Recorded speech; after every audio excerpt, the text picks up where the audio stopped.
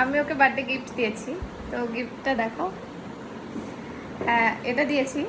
এটা দেওয়ার মেনলি যে কারণটা সেটা হচ্ছে যে ও নিজে ইনকাম করে, ও নিজে নিতেও পারতো। আসলে বিষয়টা এমন যে ও সবার স্বপ্নগুলো পূরণ করে, ইচ্ছাগুলো পূরণ করে, আর এটা ওর একটা বড় শখ ছিল, কিন্তু ও নিজের জীবনেও নিত না, কোনোদিনও নিত না, আমি জানি। তাই আমি ভেবেছিলাম যে ঠিক আছে ওকে দেই, কারণ ও আমার সমস্ত ইচ্ছা পূরণ করে, ও আমার সমস্ত ছোট ছোট আবদারগুলো পূরণ করে।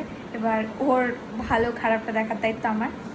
সে কারণেই আমার মনে হয়েছিল যে এটা দিলে হয়তো ও খুশি হবে। হ্যাঁ, বকা দেয়, বকা দিয়েছে, যেহেতু আমি ওটা ওকে গিফট করেছি, সেটা বড় কথা না। বড় কথা হচ্ছে যে মানে আমার আমার হাতে ফোন আছে, যেই ফোনটা এবার ওর হাতে তার থেকে কমা কিছু থাকবে, এবার আবার সেটা আবার আমার সহ্য হয় না, ভালো লাগে না, সে কারণেই ফোনটা দেওয়া, আর কিছু না। তো তোমার কেমন লাগলো? খুবই ভালো লাগলো, মানে আমার কল্পনার বাইরে ছিল এটা।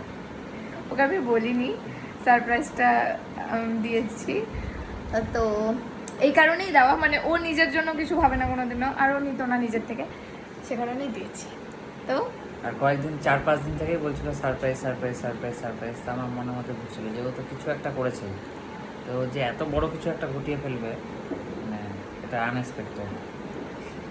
Thank you, thank you, welcome, love you. Love you.